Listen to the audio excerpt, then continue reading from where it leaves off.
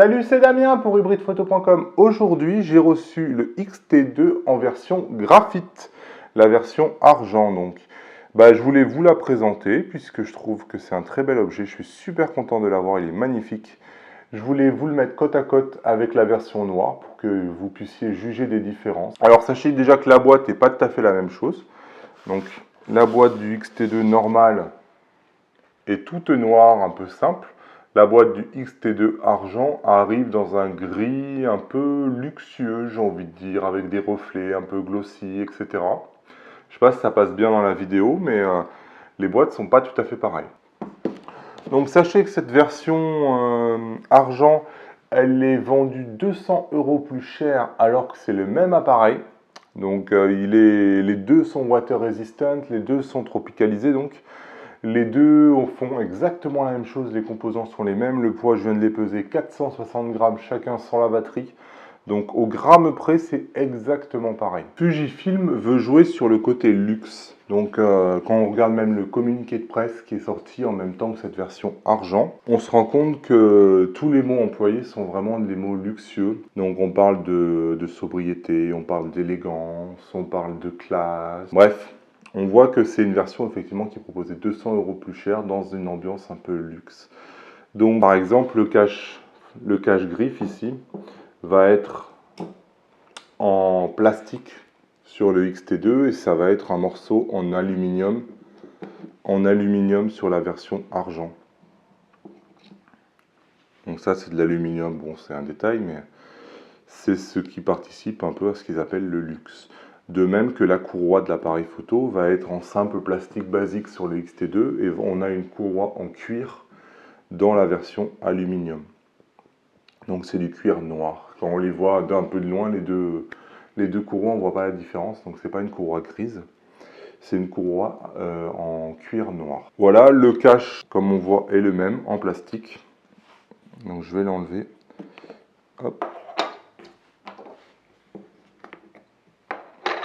Voilà, alors les différences, c'est tout simplement donc toute la partie haute qui est travaillée en ce qu'ils appellent en graphite. Donc en argent, c'est du magnésium qui est peint avec, alors je vais pas vous le refaire, mais il y a un procédé avec 6 étapes, etc. C'est de la finition main pour certaines peintures. Donc c'est un aluminium c'est du magnésium, pardon, qui est peint. Alors il y a des revêtements anti-reflets, il y a des revêtements pour que ça soit brillant, etc. Bon, je vais pas vous mentir, hein, c'est vrai qu'en termes de design, moi je trouve la version argent largement plus jolie que la version tout noir, qui est un peu banale.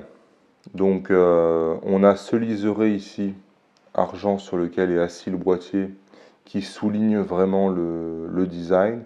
On a ici, donc on voit que tout le tour du capteur ici est déjà en argent, mais sur la version argent, même la partie, le socle sur lequel repose le capteur, et ici, on voit cette partie-là qui permet de changer l'objectif, elles aussi sont couleur argent. Donc c'est vraiment très très joli. Donc sur le dessus, on va faire cette vue. Sur le dessus, on voit c'est pareil, que toutes les manettes sont passées en argent. Donc là aussi, je trouve que c'est beaucoup plus joli. On a vraiment des contrastes qui sont plus sympas. Et l'arrière, enfin, voilà. L'arrière aussi change pas mal, puisqu'on voit que l'écran est en argent, alors que la partie ici à droite reste en noir. Les boutons ici passent en argent, tout en argent. Donc ça, c'est vrai que le look est vraiment très différent entre les deux boîtiers, c'est pas du tout la même chose.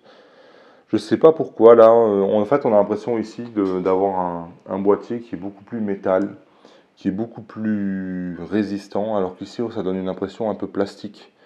C'est vraiment parlant, c'est vraiment criant, je trouve, sur l'écran. Sur l'écran, où on a l'impression d'avoir vraiment un écran métallique. Là où on a vraiment l'impression d'avoir un écran qui est purement plastique sur le X-T2 d'à côté. Après, ça reste le même produit. C'est juste une déclinaison un peu différente, 200 € plus cher. Donc chacun voit avec ses moyens, évidemment. Moi, je vous montre les différences entre les deux. Et enfin, le dessous, qui est gris et noir. Voilà, pas grand chose d'autre à dire. J'espère que cette vidéo vous a intéressé. Elle est maintenant terminée.